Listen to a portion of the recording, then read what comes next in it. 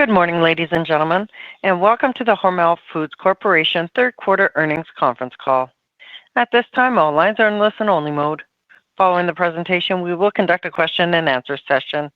If at any time during this call you require immediate assistance, please press *0 for the operator. This call is being recorded on Thursday, August 28, 2025. I would now like to turn the conference over to Jeff Blomberg, Director of Investor Relations. Please go ahead. Good morning. Welcome to the Hormel Foods conference call for the third quarter of fiscal 2025. We released results this morning before the market opened. If you did not receive a copy of the release, you can find it on our website, hormelfoods.com, under the Investor section, along with supplemental slide materials. On our call today is Jeff Ettinger, Interim Chief Executive Officer, John Ghingo, President, and Jacinth Smiley, Executive Vice President and Chief Financial Officer. Jeff, John, and Jacinth will review the company's fiscal 2025 third quarter results and provide a perspective on the remainder of the year. We will conclude with the Q&A portion of the call. The line will be open for questions following the prepared remarks. As a courtesy to the other analysts, please limit yourself to one question with one follow-up. If you have additional questions, you are welcome to get back into the queue. At the conclusion of this morning's call, a webcast replay will be posted to the Investors section of our website and archived for 1 year. Before we get started this morning, I'd like to reference our safe harbor statements. Some of the comments we make today will be forward-looking, and actual results may differ materially from those expressed in or implied by the statements we will be making. Please refer to our most recent annual report on Form 10-K and quarterly reports on Form 10-Q, which can be accessed on our website under the Investors section. Additionally, please note we will be discussing certain non-GAAP financial measures this morning. Management believes that doing so provides investors with a better understanding of the company's underlying operating performance. The presentation of this information is not intended to be considered in isolation or as a substitute for the financial information presented in accordance with GAAP. Further information about our non-GAAP financial measures, including our comparability items and reconciliations, are detailed in our press release, which can be accessed on our website. I will now turn the call over to Jeff Ettinger. Thank you, Jess. Good morning, everyone, and thank you for joining us. Having been in my current role for just over a month, I am committed to building upon the strong foundation in place, rooted in an impressive portfolio of products, iconic brands, and a great culture. Since returning to the company, I have been immersed in working with our leadership team and gaining a deeper understanding of our operations and strategic priorities. It is clear to see our robust solutions-based portfolio and the protein-centric nature of our offerings work well in today's consumer landscape. Further, a major focus of mine has been learning about the Transform and Modernize initiative, its current trajectory, the key projects underway, and how the work is progressing. I've been impressed to see the solid and demonstrable benefits of the program, not just financially, but through building capabilities for the future. Our mission is clear: deliver profitable growth. And if we turn to this quarter's results, we are halfway there, having delivered organic net sales growth for 3 consecutive quarters. Building upon modest gains in the first and second quarters, we achieved an impressive organic net sales increase of 6% in the third quarter. What is equally notable is that this growth was broad-based, driven by all 3 of our segments. It is clearly disappointing that our top-line results did not translate into the bottom-line growth we expected. The unanticipated surges in commodity input costs that affected our industry absorbed not only the margin delivery from our top-line growth, but also our incremental benefits from our T&M initiative. Regarding the fourth quarter, we expect continued net sales growth supported by our leading positions in the marketplace. To address commodity inflation, we are taking targeted pricing actions. We expect profit recovery, however, to lag into next year, with the near-term pressures we experienced in the third quarter persisting through the fourth quarter. John will share more information on the progress being made in each of our segments, and Jacinth will go into greater detail on the third quarter performance and our guidance for the remainder of the year. But before I turn the call over to them, I wanted to align on expectations regarding what you can anticipate from us today and moving forward. In line with what the team has stated previously, we plan to share holistic 2026 guidance on our fourth quarter earnings call, including the specifics around our expectations for the T&M initiative. What we will provide today is commentary related to our high-level vision for 2026, which Jacinth and I will cover later in today's call. Beyond the words you hear from us today, I want you all to leave with the absolute confidence that driving sustainable growth, both on the top line and the bottom line, is our top priority. I am confident in the capabilities of our team and the opportunities ahead for our company. I look forward to re-engaging with this investment community over the next year. Ahead of John's remarks, I'd like to extend my congratulations on his recent appointment as the 11th president of Hormel Foods. This marks a pivotal moment for our company as John brings a fresh and energizing approach to leadership, one that is already resonating across the organization.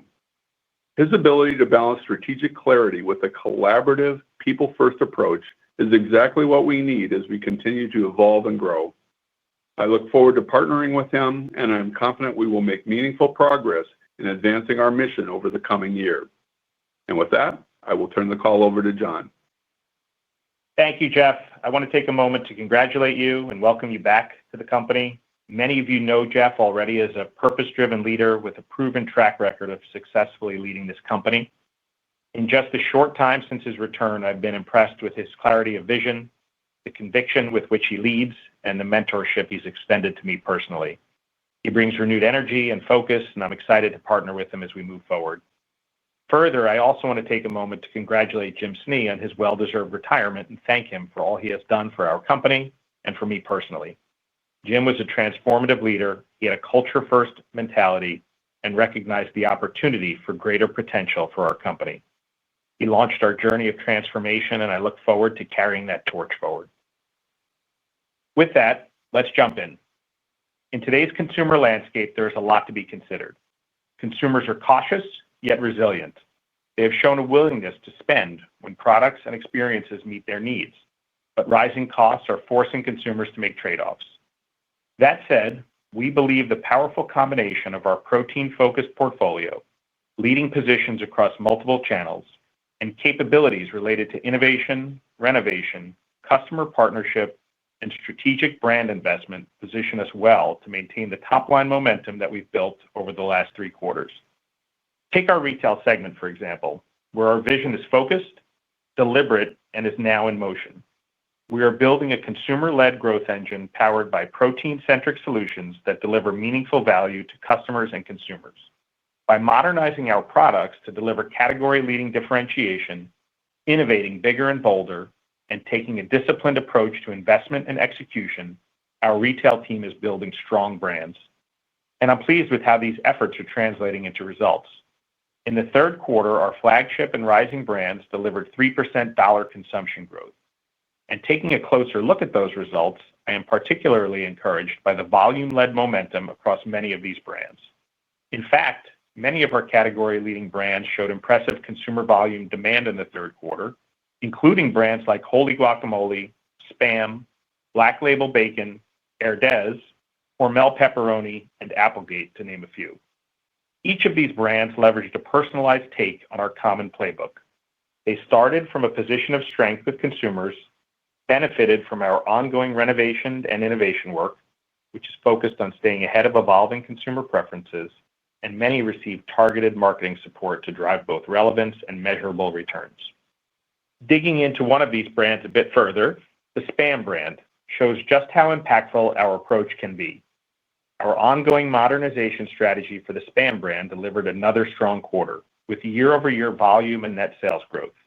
We leveraged the brand's iconic equity by partnering with customers on impactful summer promotions and launching a limited-time offer designed to drive both volume and net sales growth, all reinforcing the Spam brand's relevance in the marketplace. Another great example of the impact of brand modernization is the launch of the Hormel pepperoni brand renovation work. This 110-year-old brand is the #1 retail pepperoni brand, and we would like to keep it that way for another century. Our team initiated a thoughtful renovation project on the brand, and we recently unveiled a refreshed package design. This update is more than cosmetic. It's an investment with customers to bring excitement to this important category and to signal to consumers that Hormel pepperoni is evolving with their tastes and expectations. The launch is supported by our new campaign, Boldly Irresistible, and we expect this renovation to drive stronger purchase intent, accelerate velocities, and reinforce brand loyalty. I also want to spend a minute on our Jennie-O ground turkey business, which offers a clear illustration of how a strong brand that is well aligned with evolving consumer preferences for lean, affordable protein wins in the marketplace. As we said previously, we needed to take inflation-based pricing, which went into effect late Q2. Because of the strength of this brand, we were able to successfully navigate elasticities and capture dollar share and net sales growth. Before I conclude my comments for the retail segment, I want to give an update on the performance of our Planters business. I am pleased to report that by the end of the quarter, scanner data was now reflecting year-over-year growth in distribution, household penetration, and dollar sales. With the foundation restored, the team is back on the offense, re-engaging consumers with innovations like nut duos and flavored cashews, while also launching a limited-time bar nuts variety to spark excitement around summer snacking. With the capacity in place to fulfill demand and accelerating sales momentum as we enter Q4, I am encouraged by the top-line recovery of the Planters business. Profitability, on the other hand, is being impacted by mix and inflation. We are actively working on drivers to balance the evolving needs of consumers and drive profitability. Looking ahead for retail, we expect that our brand-building playbook will enable continued strong top-line performance in the fourth quarter. However, we remain cautious on segment profitability. The ramp-up of commodity markets in the third quarter has created margin pressure that will continue through the fourth quarter. As Jeff shared, we are taking targeted pricing action to help offset these pressures, which will go into effect throughout the fourth quarter and early in the first quarter of fiscal 2026. Our focus for retail is to build a consumer-led growth engine powered by protein-centric solutions that deliver meaningful value to customers and consumers. Let's now shift to our food service segment. Our operators are facing a challenging environment. Industry-wide traffic has remained soft, with overall visits slightly down year-over-year. Casual dining has showed relative resilience in recent months, but the broader food service industry continues to face headwinds from inflation and shifting consumer behavior. The dynamics of this environment, particularly the impact of commodity pressures in the third quarter, led to margin compression for our business. But we believe that the pass-through nature of costs for much of our food service portfolio will allow us to recover profitability over time. As a result, we believe that underlying volume health continues to be a good measure of success for the segment, and here, our team delivered strong results in the quarter. Once again, organic volume and net sales growth for the food service segment outpaced broader industry results in the third quarter. Our growth was broad-based, showcasing our great solutions-based portfolio and the power of our direct selling organization. While you've heard us highlight this team often, I did want to take a moment to congratulate both the retail and food service selling teams for being recognized for the 24th consecutive year by Selling Power as one of the best companies to sell for. For food service, this is certainly a testament to the value the team delivers to their customers and operators. As I said, volume net sales growth came from many of our food service brands in the third quarter. Planters snack nuts, the Jennie-O turkey portfolio, and Hormel premium pepperoni all delivered significant growth. For a bit of insight, in a highly competitive category like pepperoni, we delivered 20% year-over-year volume growth for Hormel premium pepperoni. These results highlight the team's understanding of our customers' and operators' needs and the quality and value of our portfolio. A recovery in industry traffic would certainly create a more favorable operating environment for our food service business, but we are not waiting for an industry recovery to return this powerful portfolio to the segment profit growth that we know it can deliver. Closing out the segments in international, net sales growth in the third quarter was driven by our thriving China business. Overall, the China market is rebounding, and we grew our in-country business across both food service and retail channels this quarter. This performance leaves me encouraged about the opportunities ahead for our proven in-country model. Another contributor to my optimism on China is its success as an innovation engine, which is helping to build our snacking portfolio. Meat snacking innovation out of China delivered solid performance in the quarter, and the team strategically launched Skippy cones into a new channel, further accelerating its distribution growth globally. Beyond China, international exports in the third quarter also delivered positive top-line results, led largely by our global SPAM brand exports. Profitability was down year-over-year, mainly due to our Brazil business, which remained under significant pressure in the quarter.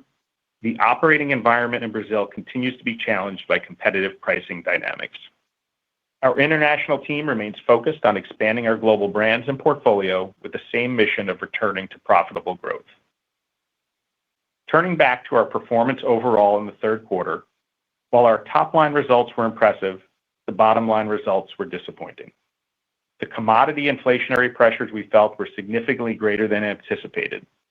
But to be clear, I remain confident about our future. First, we have a terrific portfolio. Being a leader in protein solutions is valuable in today's consumer landscape. Consumer demand for protein is an enduring trend and showing no signs of slowing down. Our portfolio is positioned for achievable growth. Second, we are actively evolving to stay ahead of a dynamic and competitive marketplace. Transform and Modernize is enabling us to unlock the full value of our portfolio. This initiative is building long-lasting capabilities, future-fitting our supply chain, and further developing our processes, data, and talent. Said differently, this is truly helping us modernize as a company. And third, we have a great team. As I recently shared internally, I believe in a we mindset, because while no single person has all the answers, I firmly believe that together we do.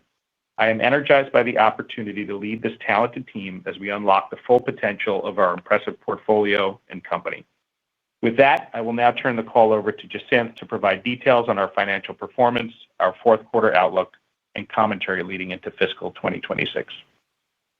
Thank you, John, and good morning, everyone.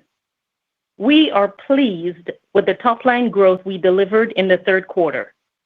All three segments showed its unique strengths, and the top-line results emphasize the power of our globally diverse portfolio, leading brands, and team. Organic net sales in the third quarter were $3 billion, a 6% increase over last year, with organic volume up 4%. Our retail segment grew volume and net sales 5% over last year, with 5 of our 6 retail pillars reporting top-line growth above a year ago. Volume growth was significantly supported by the turkey portfolio, both in whole birds and value-added lean ground turkey. Excluding turkey, retail volumes also grew in total. Our food service business once again outperformed the broader industry, with broad-based top-line gains of 2% organic volume growth and 7% organic net sales growth. Our international business delivered strong top-line results, with 8% volume growth and 6% net sales growth, led by our thriving China business. Gross profit was relatively flat year-over-year, as the positive impact from top-line growth was offset by higher-than-expected input costs. Inflationary headwinds pressured margins. However, these were partially mitigated by savings from our Transform and Modernize initiative, which delivered in line with our quarterly expectations. As we noted during our second quarter call, we anticipated upward pressure on input costs, driven by pork, beef, and nut markets. However, during the third quarter, markets worsened significantly beyond our projections. To illustrate the order of magnitude of these external markets, as compared to last year, pork bellies were up approximately approximately 30%. The pork cutout was up about 10%, and pork trim was up 20%. Beef also remained a persistent inflationary headwind industry-wide and near all-time high.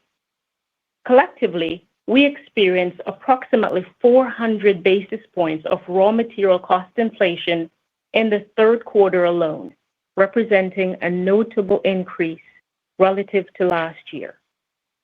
As we have previously discussed, when commodity markets rise sharply, there is a delay between the impact of pricing actions and the resulting improvement of profitability. For the third quarter, adjusted SG&A increased 6%, primarily driven by employee-related expenses.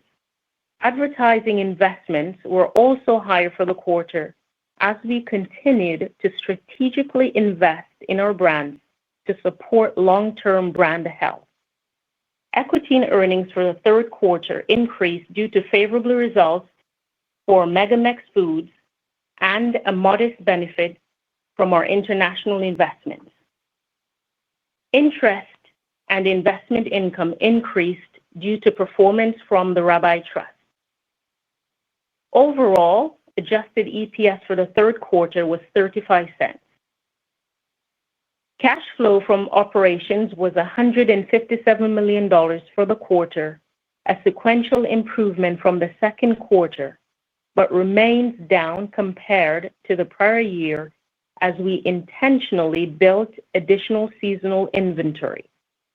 Elevated commodity markets also impacted our higher inventory balances. Capital expenditures were $72 million during the quarter, with our largest investments directed towards capacity enhancements and new technology initiatives. We remain committed to strategic reinvestments and expect to deploy approximately $300 million in capital expenditures for fiscal 2025.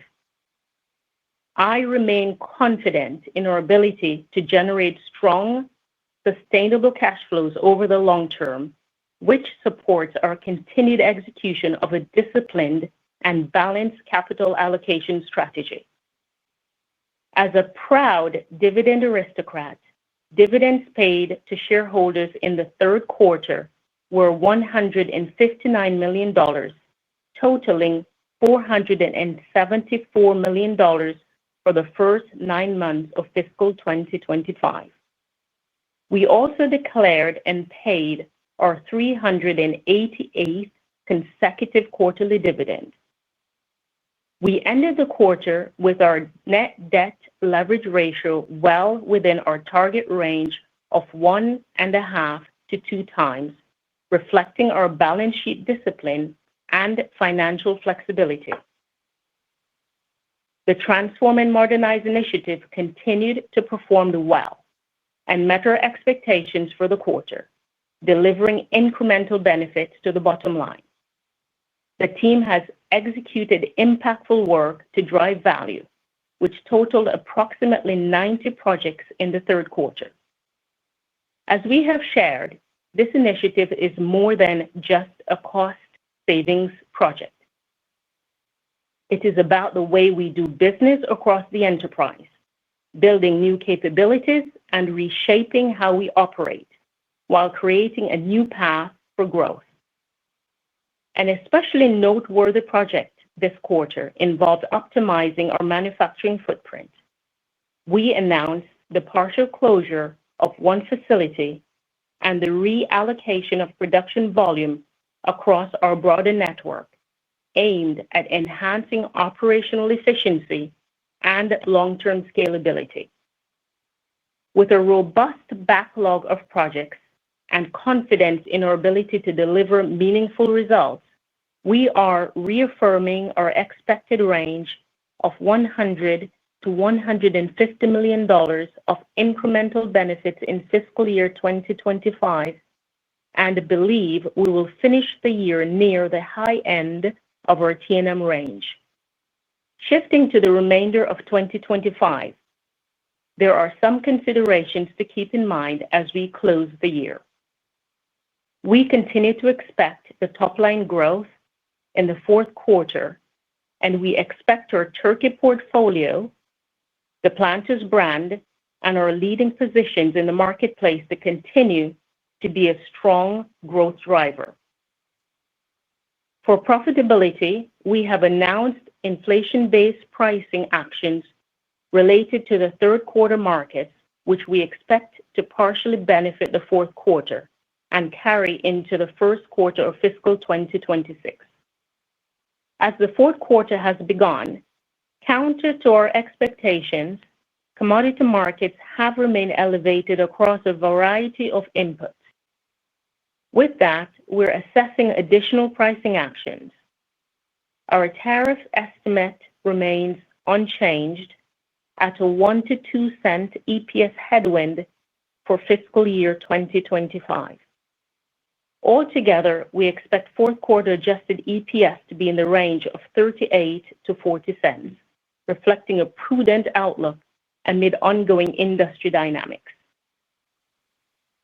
As we look ahead to fiscal 2026, we are approaching the timeline for delivering on the long-term financial goals we outlined at our 2023 Investor Day.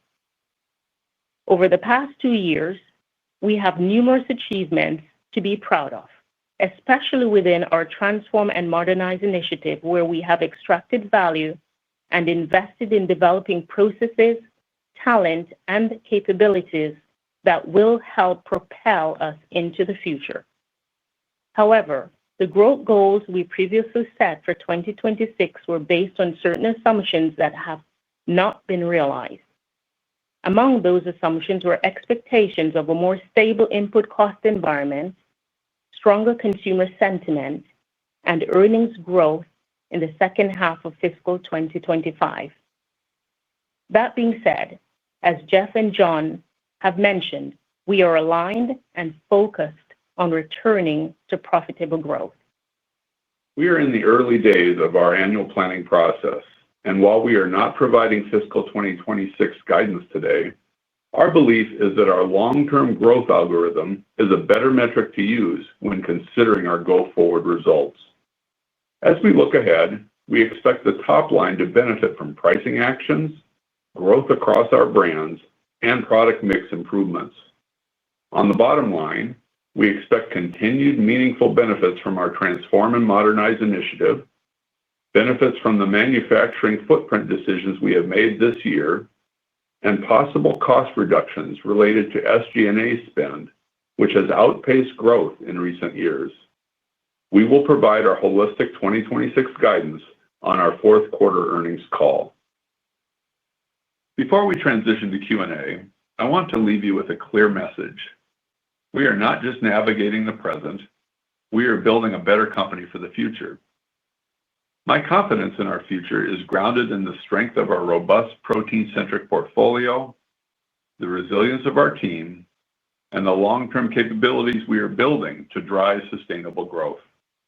At the same time, we recognize that our bottom-line performance did not reflect the potential of our business this quarter. We are committed to driving growth and enhancing long-term profitability. Our balance sheet is strong, and we believe our top-line growth is sustainable. We remain focused on delivering lasting value for our shareholders through consistent top-line and bottom-line performance aligned with our long-term growth algorithm. With that, I will turn the call over to the operator to begin our Q&A portion of the call. Thank you. Ladies and gentlemen, we will now begin the question and answer session. Should you have a question, please press star followed by the 1 on your touch-tone phone. You will hear a prompt that your hand has been raised. Should you wish to decline from the polling process, please press star followed by the 2. If you are using a speakerphone, please lift the handset before pressing any keys. Your first question comes from Ben Theurer with Barclays. Your line is now open. Good morning, Jeff, John, Jacinth. Well, Jeff, first of all, welcome back, I guess, and John, congrats on the new role. First question really is, as we look back, call it 3 months ago when you did the call for the second quarter, you really sounded very confident as to the outlook for the second half. And there was a lot of data points you gave out to kind of believe things are going into the right direction. So really within the last 3 months, and then particularly as you kind of like look into the next 3 months, what has changed so much versus call it late May, early June, when the last time was when you updated the market? What has driven this revision? Yeah, obviously a very fair question. Thank you, Ben, and good morning. So I'll start off by kind of bringing us back to the expectations we had 3 months ago, and clearly we had confidence entering the second half, and we had that for good reason. If you kind of looked at our growth targets in the back half, we had 4 critical drivers of performance and what we were expecting. One was we had mentioned that we had landed or announced significant pricing on our value-added turkey business at the end of the second quarter that would take hold in the third quarter. 2, we were expecting improved food service industry traffic in the back half of the year, which is important for our company and for our business. 3, we knew the sequential recovery of Planters was going well, and when we hit the back half of the year, we were going to be lapping the supply disruption, and so we saw the clear opportunity on Planters. And then 4, our Transform and Modernize initiative was on track, and we had significant expectations for the back half on T&M. So those were kind of the 4 building blocks of what set our expectations for the back half. As the third quarter unfolded, a few of those things went well and actually continued to meet our expectations and come to fruition. So the turkey pricing, for example, our turkey business has been strong, on track with our expectations. We landed the pricing. We've delivered strong growth on our value-added turkey business, and we have recovered the profitability we needed to. We also have seen in the third quarter broad-based top-line growth across the portfolio, so that was a check. And our T&M delivery actually has remained on track. In fact, we expect to finish the year toward the top end of the range we've been providing on T&M. So all 3 of those things were in line with our expectations. What we didn't expect and what changed dramatically, the first one, there are 3 things, but the first one is the most significant, which was the steep run-up in commodity markets. And that has very much pressured our earnings. That run-up in commodity markets was both sudden and it was major, as it occurred across inputs that are major for our business. That was sort of the first and biggest factor. But there were 2 other elements that were important that unfolded. Food service traffic did not recover the way we expected it to. The industry remained soft, traffic still declining. And then the third one is Planters recovery is very much on track from a top-line perspective. We're very, very pleased with how that is going. But the profit recovery has lagged somewhat. Profit on Planters did grow in the third quarter, but not at the same rate as the top line has grown in that recovery. So when you look at those 3 factors, they were kind of the new news in the third quarter. We also adjusted our expectations based on those same factors for the fourth quarter because we see them persisting through the fourth quarter. And while we're encouraged by the momentum on the top line, we are obviously aligned on the urgency for driving profitable growth, and we have both made adjustments to our near-term plan, but also, just to reiterate, we do remain confident, in our future and our team overall. And I think, Jacinth, you may want to add some more detail. Yeah, certainly. Good morning, Ben. And, we are certainly disappointed in terms of where we are from a profitability standpoint. And as John touched on, the major change that happened here is relating to commodity markets and just the significant run-up that happened in the middle of the third quarter as we went in. And then when we, think about what we have done to respond to that, we have announced pricing relating to the impact for the third quarter. However, given where markets remain, we're continuing to evaluate additional pricing actions. So that has really informed how we're thinking about the rest of the year. And also as we think about 2026, because we expect the fourth quarter to continue to be pressured by these significant market pressures, and then just the consumer sentiments where it sits at the moment. So in our mind, right, we are in a spot where we need to be responsible with how we rebase our 2026 target. Overall, we recognize the second half did not meet our expectations. We understand the disappointment this brings. And as Jeff mentioned, we remain firmly committed to driving sustainable growth and enhancing long-term profitability. And what really matters in this time that's so dynamic is how we respond. And the team is responding and staying focused on executing with discipline, investing in our strengths, and positioning ourselves for the future. Okay, got it. And then my follow-up is really, I would describe it more as a strategic question. So, Jeff, for you, obviously you've been at the company and then you kind of like went on and came back just a few months ago, first on the board and then now more recently as interim CEO. So as you kind of come with fresh eyes, with fresh thoughts, as you look at the business, what are you seeing? How do you feel about the company? How do you feel about the different business segments? And where do you think Hormel offers the greatest opportunities from a shareholder return perspective as you take on your role over the next coming months? Yeah, thanks for the question, Ben. As I look at it coming back after a number of years, I believe Hormel is still in an enviable position to grow from. I mean, you look at sort of the traditional processed meat categories. We are the innovation leader in bacon and pepperoni in both the retail and food service segments. We're a leader in more healthy new age proteins with portfolios such as Jennie-O and Applegate. We're a leader in protein solutions for the food service industry with Cafe H and Fire Braise and Flash 180, which I had a chance to see at the restaurant show when I did join the board. We have two great global brands in Spam and Skippy, plus a growing business in China on the international front.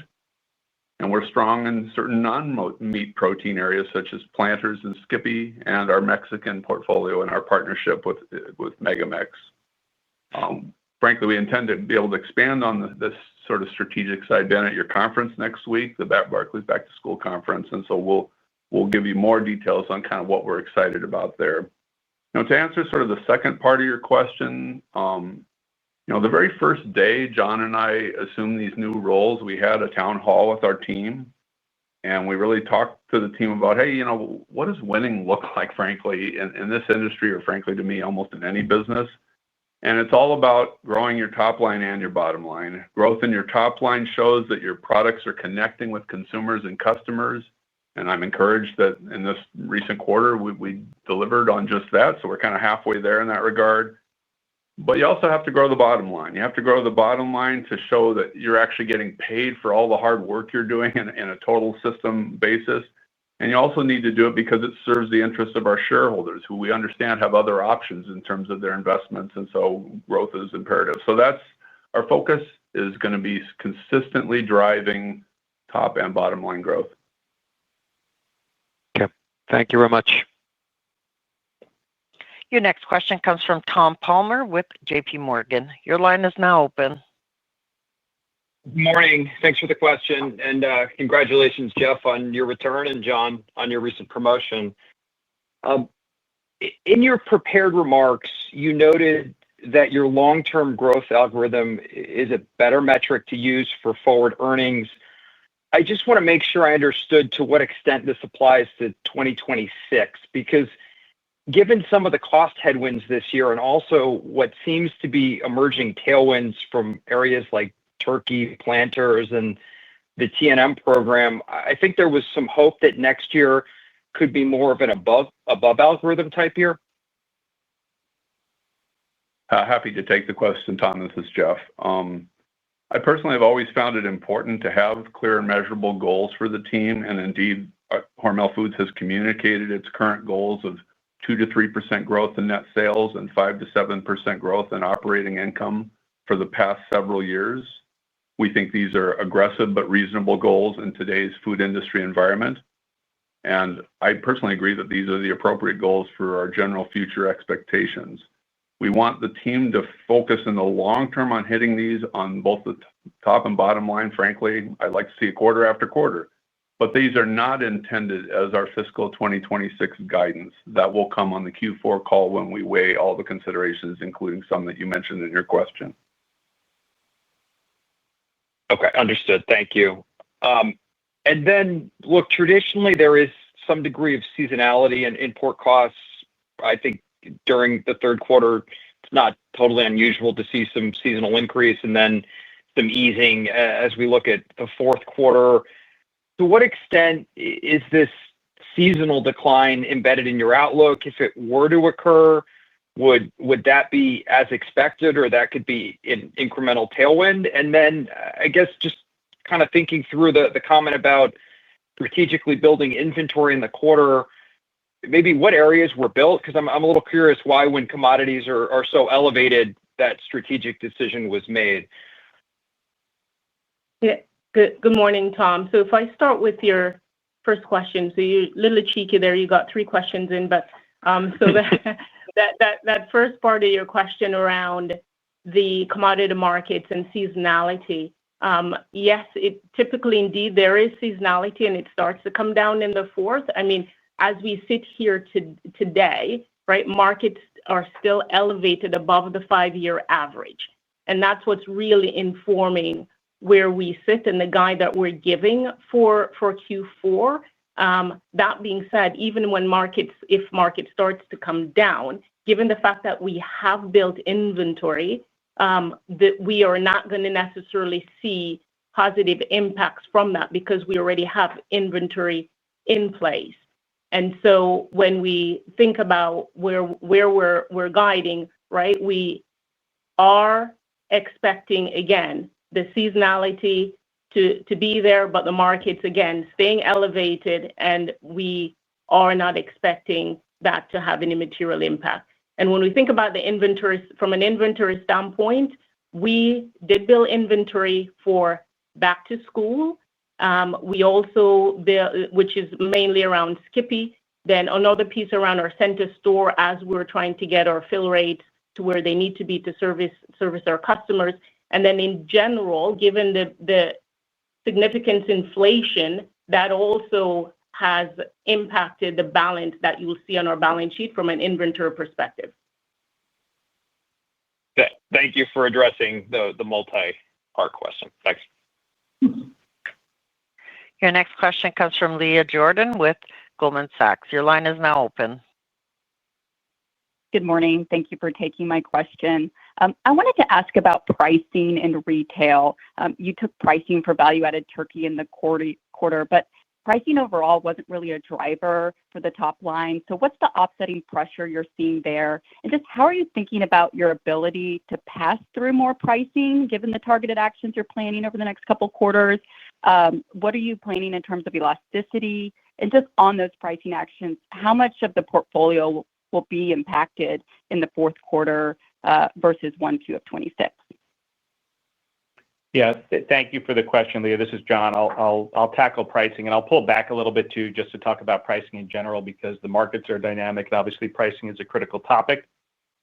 So, and I will get into retail, but I'll just start by kind of grounding in food service as well, since that's a big important part of our business. So, from an overall perspective, when we talk about our food service pricing, generally the vast majority of the pricing passes through based on movements in commodity markets, whether those movements are up or down.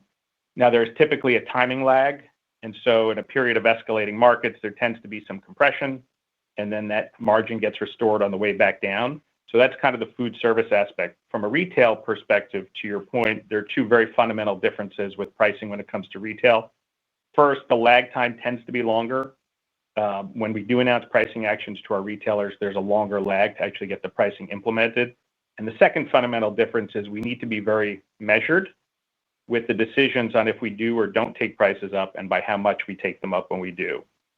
In that retail case, we're triangulating across three different fundamental variables to guide those decisions. So one is commodity markets and COGS. Obviously, we want to maintain and improve profitability, but we also have to balance two other variables. Anticipated consumer response is critical. And so we know the consumer environment right now is challenging. The consumer is strained for a variety of reasons. And then third variable is brand health and our support behind our brands to withstand pricing, right? That's the third piece. So when you talk about elasticity, you're really talking about those second two elements, consumer response and the particular brand and category and the support plan behind the brand of how do we measure and estimate what will be the elasticity impact. So to come back to the point about turkey, we mentioned in the last call that we were seeing an increase across our supply chain and costs on turkey. And we said we had announced pricing in Q2 that we had to implement in Q3. And I bring it up as an example because we were able to kind of triangulate around those variables and successfully implement that pricing in the third quarter. Our Jennie-O turkey business right now, ground turkey business, is up 13% in the latest 13 weeks, so through Q3. The category continues to be up as well. We have recovered the margin we needed to. And the reason we're able to do that is because of the strong product quality, the brand investments we've made, the overall execution behind the business. We've been able to get through that pricing successfully. So now to come back to kind of the here and now, we have recently announced targeted pricing actions across other parts of our portfolio based on the escalation we've seen in the markets that Jacinth referred to. So we will begin to see the benefits of that pricing in the latter part of Q4 and really into 2026. And as we continue to see these persistently elevated markets, we are evaluating additional targeted pricing actions as warranted. However, what I will say is we will continue to be thoughtful and measured to make sure the consumer can withstand additional pricing, that the pricing is constructive for the respective categories, and that our brands are well supported through communications, quality, and innovation to best mitigate those elasticity impacts. What I feel good about is that this measured approach has allowed us to keep our consumption increasing.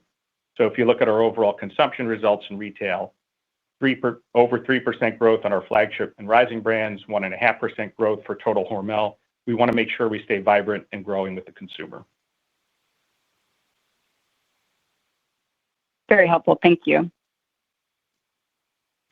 Your next question comes from Michael Lavery with Piper Sandler. Your line is now open. Thank you. Good morning. I wanted to just come back to how to think about some of what's ahead. And I appreciate you don't want to give fiscal 26 guidance, but you had set out a 3-year plan a year and a half ago that you haven't explicitly updated. So how should we think about just your latest thinking on the P&M savings and the net EBIT growth that you've put a bit of a stake in the ground for? Obviously, that would suggest some amount of kind of guidelines for where 26 should land, unless it's changed. Is that under review? Good morning, Michael. So as we mentioned in our prepared remarks, we'll certainly give a robust update on our Q4 call. That being said, right, when we had our investor day, there were certain assumptions that we had at that time. And so those targets were grounded in those assumptions. There has been changes, certainly, as we have seen the last couple of years unfold, some of which we're talking about here today, right? This significant rise in commodity market was not what we anticipated at that time, in addition to the fact that we expected and anticipated a really strong second half in 2025. The consumer is also pressured. That was not contemplated, in addition to what John mentioned before as well, in terms of the Planters recovery. While it's recovering on the top line, the profitability is certainly lagging. So those are some of those key assumptions that's different than when we really talked about our projections for 2026. And again, we will give you further updates as we talk about it in Q4. Okay, that's helpful. And just to follow up on some of the pricing thinking, and maybe slightly in two parts. One is just we've covered a little more on the retail side, but you had mentioned some non-core pressure in food service. Maybe sorry if I missed it, but could you specify some of what that was? And then on the pricing in response to the commodity pressure, you've mentioned that there's some under consideration. I know we're getting closer to the end of the year. What's in guidance in terms of, is any new pricing actions really primarily affecting fiscal 26, or could there be a little bit of upside still left in the rest of the year to go? Yeah. So to answer the second part of your question first, additional pricing actions at this point would largely impact 2026. Really wouldn't have a material impact on Q4. In terms of food service, just to take a step back on food service a bit, the food service business, for us does remain quite resilient. And, we're pleased with the top line growth and net sales growth. It's broad-based across numerous categories. We've seen organic volume growth being driven by several categories. So we feel very good about that. To come to the question about margin. So we mentioned non-core business. The point that we had mentioned earlier this year, the divestiture of Hormel Health Labs, is the point we were making there around some of the margin coming out due to that divestiture.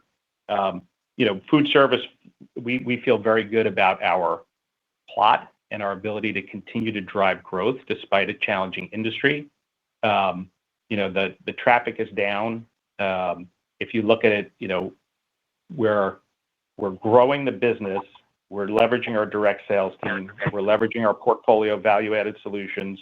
We have our diversified sales channel mix, right? We're going to continue to drive on those things. On top of that, we're going to continue to navigate the headwinds. One of those, when you look at our food service business, is convenience stores. So the convenience store channel also comes up into our food service business. Convenience stores have been very soft from a traffic perspective. And so that does have some impact on mix and profitability as well. Okay. Very helpful color. Thanks. Your next question comes from Peter Galbo with Bank of America. Your line is now open. Hey, guys. Good morning.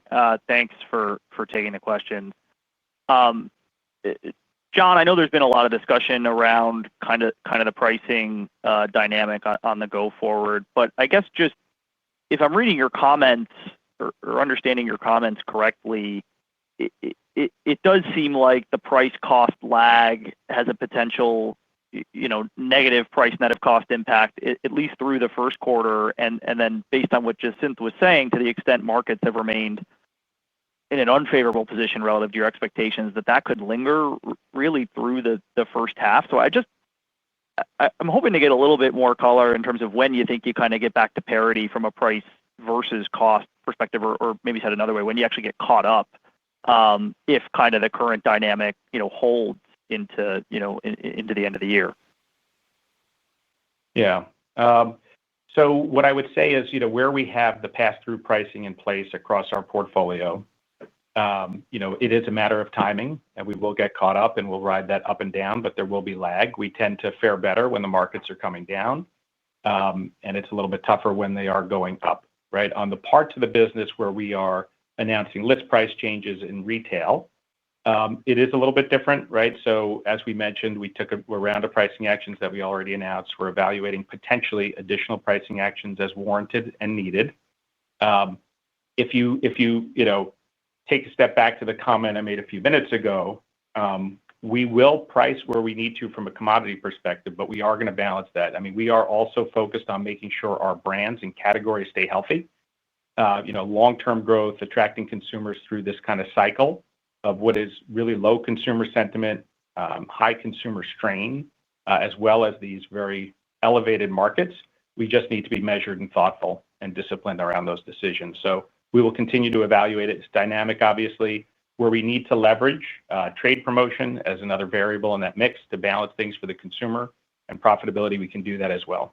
Yeah, I'll just quickly add and just remind you as well that we certainly are able to navigate, right, volatility. What's harder for us to do is navigate a really sharp run-up in markets, because it takes longer for us to then be able to impact our profitability in a positive way with that sharp run-up because of some of the lag time that John just mentioned. Okay, got it. And Jeff, zooming back out, obviously being the kind of second go around with the company, but I guess this is not the first time that heightened inventory levels have become a question mark for Hormel. We went through this issue for, I know, a different reason a couple of years ago, but just I'm getting a lot of questions on kind of why take the inventory up to the levels that they are at kind of the peak of commodity cycle. And on top of that, just as you've come back in, is the visibility just on cost and on, just various cuts, is there a problem there from a system standpoint? It just seems like, again, going back to when you guided, I know that the cuts moved, but the drastic nature of kind of the miss relative to your expectations would suggest maybe there's just a visibility problem, and I'd love to get your thoughts there as you've stepped back in. Thanks very much. I appreciate the question, Peter, and definitely look forward to meeting you in the coming months. It really probably, John would be a little more appropriate to answer it because I'm 5 weeks in and have been tackling a lot of areas, but past decisions on where we put inventory weren't one of them that I'm as familiar with. Yeah, no, maybe I'll jump in first there. So just to clarify, we do not have an inventory problem. So the inventory build and the inventory balance that you see there was intentional. So we had intentional builds to be able to supply our customers. And what I mentioned before is the inventory balance may appear elevated because of the commodity piece and the input costs. One, and then there are other areas where we built intentionally because we need that from a demand perspective from our customers, and in some cases where our fill rates were lower, right? The inventory was lower, so we needed to get our fill rates up to be able to get our service levels up. So again, not an inventory problem. Okay. Your next question comes from Pooran Sharma with Stephens. Your line is now open. Thanks for the question. Just maybe want to get your perspective as obviously a big buyer of kind of pork cuts and just being active in the hog market. It just seems like production has been pretty lackluster, especially over the past several weeks, and that seems like a bit more severe than what we would have thought just by looking at the June hogs and pigs report. And we're seeing continued reduction in the breeding herd with partial offsets and efficiency. Based on kind of what you've been hearing, how do you think about supply prospects for the hog industry for looking out to the intermediate term? Yeah, good morning. So just a reminder that we do have long-term supply agreements, and so right with those contracts, we feel good about our ability to get supply in line with our customer demands and filling our customers. I guess I'd just interject. I mean, pork producers are clearly in a very profitable mode right now, which, I mean, in the long run, that's going to be more in supply. That may not be coming in the next couple months, but. Got it. No, I think that makes sense. High prices and high prices, low price and low prices. I guess my follow-up, maybe we could shift to turkey. And you guys talked about this a little bit on the last call. Industry supply tightening, potential capacity reductions. Are you beginning to see any sort of potential market share gains or margin benefits materialize just from that dynamic itself, or is the situation still largely the same as it was last quarter? Yeah, thank you for the question. This is John. I'll talk about turkey a little bit. So, when we talked about our ground turkey business last quarter, we talked about some of those dynamics around the industry. We talked about escalating costs in the supply chain. Ground turkey in particular has continued to perform very, very well. Demand is strong, and if you look at what's underneath that, we believe it's enduring drivers of demand. So consumer interest in lean protein and poultry is very strong. There are a number of different food tribes who are gravitating toward lean protein and poultry as a great choice, and ground turkey in particular has a versatility that is super helpful for consumers just to plug into their daily needs of different meals and meal occasions. So demand on the ground turkey side remains very strong. To your question, about market share. We are outpacing the category in terms of our branded growth significantly. We're growing double digits. We're outpacing category growth. We are gaining market share. We do have the number one brand. We love our position around ground turkey. We're going to continue to drive that. I think, whereas last quarter we were sort of in this mode of needing to recoup margin and take pricing, we had to take that pricing. It was driven by inflation, clearly the dynamics around that. We really like how our brand has fared and how the category has fared through this third quarter. Great. Thank you for the color. Your next question comes from Rupesh Parikh with Oppenheimer. Your line is now open. Good morning. This is actually Erica Eiler for Rupesh. Thanks for taking our questions. I wanted to go back to profitability here and maybe big picture. You've talked about the business in terms of the financial algorithm over time. If we look at the business and if you go back a few years, this was a double-digit operating margin business. I guess my question is, do you still view this as a double-digit margin business over time? Thanks for the question, Erica. This is Jeff. I guess I'm going to defer on a specific number in terms of the margin, but I do want to talk about what we see as encouraging signs for bottom line going forward. I mean, clearly we have sales momentum. We're already growing sales earlier in the year, had a very solid quarter with 6% growth this time. The team will be actively focused on finding opportunities to enhance mix to attain better margin results as well.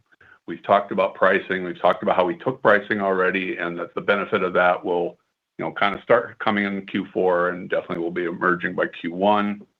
We've talked about T&M, the current projects, and we'll, as we said, give you an update on that on the next call. Just as mentioned in her earlier comments, some of the manufacturing changes, and sometimes it's, like one of them got announced Q2, the one about the 100-year-old plant related to our Columbus business. I mean, in talking to our operations manager, a couple of those lines are just moving in now. There's a trailing benefit sometimes to some of these moves. We just announced the move, for example, in our Atlanta plant where we're going to be running bacon elsewhere in the supply chain system. Again, that doesn't happen in just a week. That takes a little time to materialize. Then we talked about SG&A.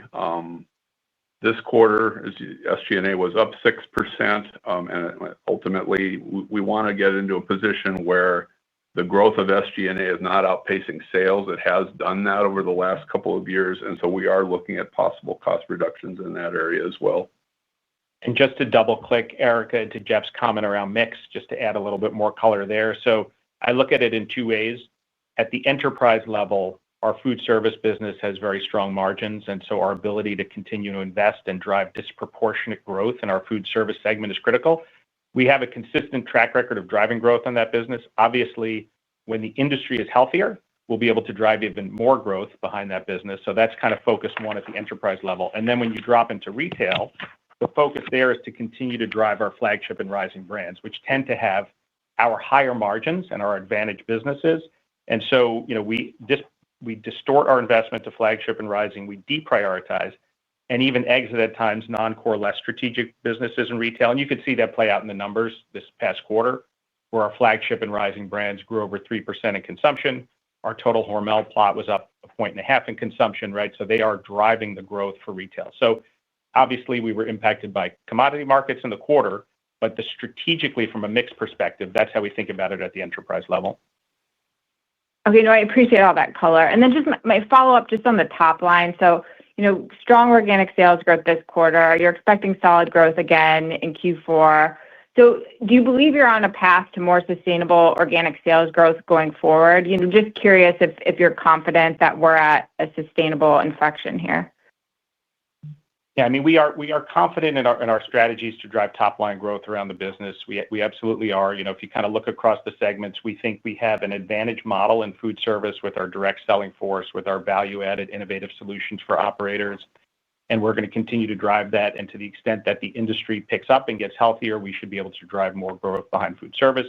We also feel really good about our branded portfolio in retail and our ability to market and connect better with consumers on solutions for those branded businesses, the value-added branded businesses in retail.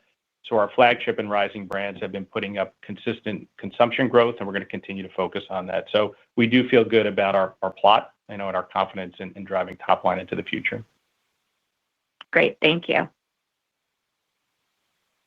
Ladies and gentlemen, as a reminder, should you have a question, please press star one.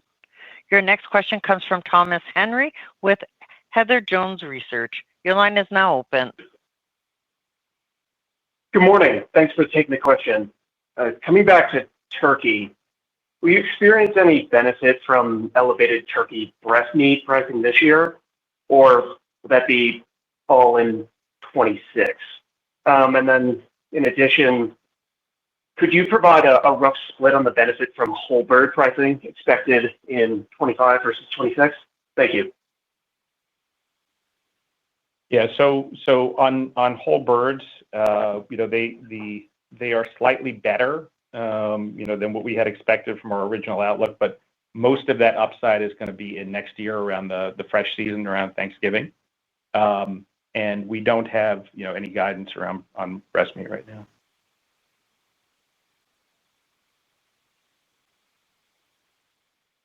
Got it. Thanks for the call. There are no further questions at this time. I will now turn the call over to Jeff Ettinger for closing remarks. I want to thank everybody on the call for your thoughtful questions and engagement today. We understand the mission. It's clear we need to build on our top-line momentum and urgently return to bottom-line growth so that we can deliver long-term sustainable value. As I said, I look forward to meeting with you over the course of the year. Thank you. Ladies and gentlemen, this concludes your conference call for today. We thank you for participating and ask that you please disconnect your lines.